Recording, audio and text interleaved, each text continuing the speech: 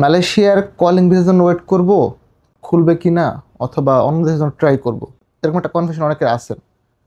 আমি আপনাদেরকে বলার চেষ্টা করব, বলার বলতে কি, আমি হচ্ছে সবগুলো ফ্যাক্টর বলবো, কি হচ্ছে সম্ভাবনা। আপনি সিদ্ধান্ত নেবেন, কারণ এই সিদ্ধান্ত কোনো কন্টেন্ট ক্রিয়েটর বা অফিসের পক্ষে আপনাকে দেওয়া সম্ভব না। সিদ্ধান্ত আলটিমেটলি আপনি নেবেন। আমরা অবস্থানগুলো বলতে পারি, যেগুলো যাচাই বাছাই করে আলটিমেটলি আপনি একটা চূড়ান্ত সিদ্ধান্ত উপনীত হতে পারেন যে আমি কি মালয়েশিয়ার কলিং ভিসার জন্য ওয়েট করবো নাকি অন্য দেশে যাওয়ার জন্য চেষ্টা করবো। অনুরোধ থাকবে ভিডিওটা শেষ অবধি দেখেন। আসসালামু আলাইকুম, রাকিব খান ফ্রম রাকিব অন ক্যামেরা। আশা করি সকলে অনেক বেশি ভালো আছেন এবং সুস্থ আছেন। আলহামদুলিল্লাহ, তাওয়াক্কাল তো আল্লাহ, আমিও ভালো আছি। মালয়েশিয়ার কলিং ভিসা শুরু হবে ইনশাল্লাহ, এটা আমি আশাবাদী, বিশ্বাস করি মনে প্রাণে। প্রশ্ন হচ্ছে কবে শুরু হবে। এইটার কিন্তু এখনো কোনো নির্ধারিত ডেট হয় নাই। মাঝখানে অনেক গুজব রটনা হইলো যে 25 এজেন্সিতে সিন্ডিকেট হয়েছে, প্রবাসী কল্যাণ মন্ত্রণালয় একটা চিঠি ইস্যু করলো যে এটা আসলে ফেক, সচেতনামূলক চিঠি বেসিক্যালি। তো এখন অবধি আবার এরপরে এই 2 দিন পরে দেখলাম 35 এজেন্সির একটা তালবাহানা নাটক। এইগুলোর তো আসলে দরকার নাই, সত্যি কথা বলতে। এতে হয় কি, যেই মানুষগুলা ওয়েট করতেছে ফর কলিং ভিসা, ওনারা অনেক কষ্ট পায়। মানে আশা দেখে বারবার আশা হতে হওয়ার যে একটা পেইন, এটা কিন্তু ওই ব্যক্তি ছাড়া অন্য কেউ খুব ভালোভাবে বুঝে না। আমরা যেহেতু এই সেক্টর নিয়ে কাজ করি, হয়তো একটা ধারণা রাখি, এই জায়গা থেকেই বললাম। পয়েন্ট নাম্বার 1, যেটা কোয়েশ্চেন সব থেকে বেশি, মালয়েশিয়ার কলিং ভিসা 2025 সালে শুরু হবে কিনা। এইটার বক্তব্য হচ্ছে, দেখেন এইটা যে কোনো সময় অ্যানাউন্সমেন্ট হতে পারে যে মালয়েশিয়ার কলিং ভিসা শুরু হয়ে গেল, আবার নাও তো হতে পারে। কোনো কিছুই এখন অবধি 100% নিশ্চিত না। আমি যদি এইটুকু বলি যে বাংলাদেশের পক্ষ থেকে সর্বোচ্চ চেষ্টা করা হচ্ছে, মালয়েশিয়া হয়তো চেষ্টা করছে, এখন কী জটিলতা সেটা ভাই অ্যাজ এ সাধারণ পাবলিক এটা আমার পক্ষে বলা সম্ভব না। এইটা মন্ত্রণালয়ের বিষয়, রাষ্ট্রের অনেক গুরুত্বপূর্ণ বিষয়, এগুলো নিয়ে আমরা বক্তব্য দেওয়ার সুযোগ নেই, আমি দিতে চাচ্ছিও না।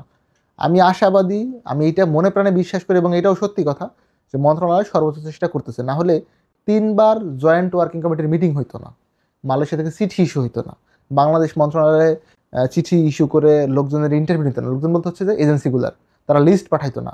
আলটিমেটলি সবাই এটা নিয়ে কাজ করতেছে। আমরাও আশাবাদী মালয়েশিয়ার কলিং ভিসা খুলবে। কবে খুলবে সেটা একটা কোয়েশ্চেন।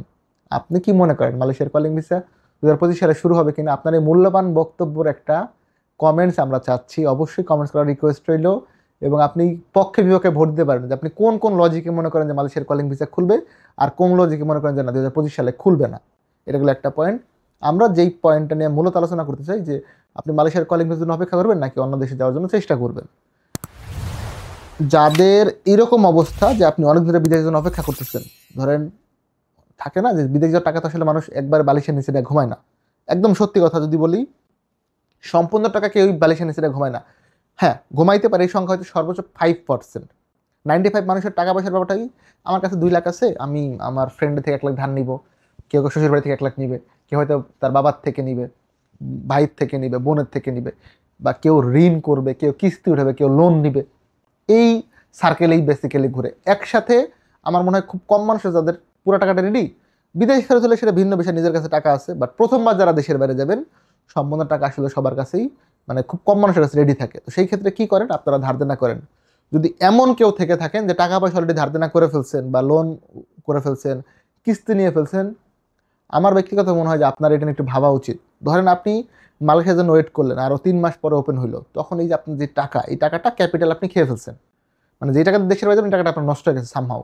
তখন আপনি কীভাবে যাবেন? আলটিমেটলি কী হবে, আপনি উভয় সংকটে পড়বেন, যে পানিতে হচ্ছে কুমির, উপরে হচ্ছে বাঘ, এইরকম একটা সিচুয়েশন তৈরি হইতে পারে। তো সেই ক্ষেত্রে যারা এইরকম আছেন যে অনেক যারা ওয়েট করতেছেন, টাকা পয়সা খরচ হচ্ছে ঘরে বসে বসে, আমার মনে হয় আপনারা আরেকবার ভেবে দেখতে পারেন।